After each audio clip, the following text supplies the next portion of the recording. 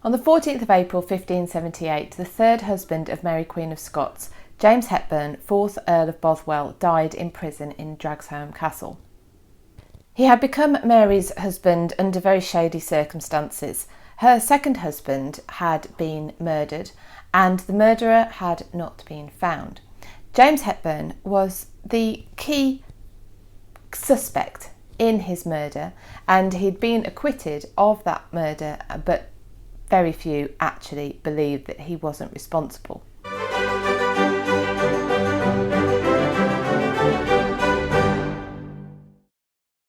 Not long after the trial, Bothwell intercepted Mary as she rode from Linlithgow to Edinburgh, telling her that there was danger in Edinburgh, but that if she came with him to his castle, he would be able to protect her.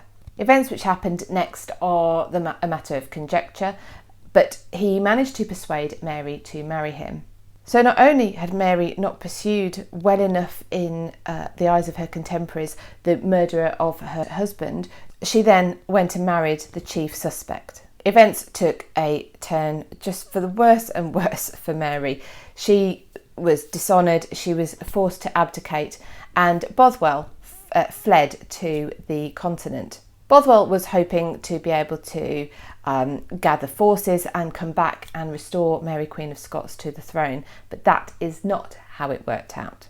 Bothwell became the prisoner of King Frederick II of Denmark, who had heard that both Scotland and England were looking for Bothwell. He thought that maybe he could secure a nice ransom for Bothwell's head.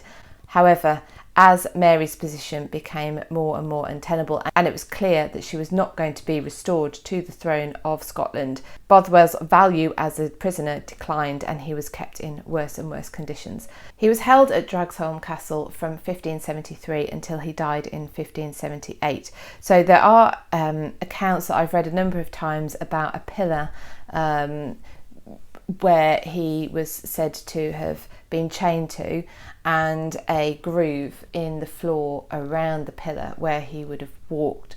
And some of those accounts talk about him being there for 10 years. Well, that isn't possible because he was moved to Dragsholm in 1573. He died in 1578, which is still, enough time to be in, more than enough time to be in such horrendous conditions. Dragsholm Castle is now a hotel, so you can go and stay there.